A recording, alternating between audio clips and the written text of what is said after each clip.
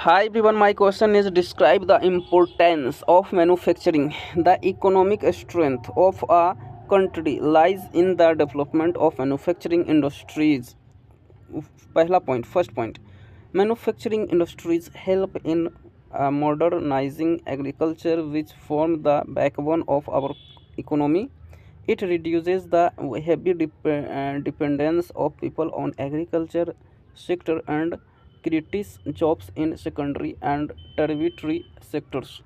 Third, it is necessary for the removal of undevelopment and poverty. Fourth point, it brings down regional disparities.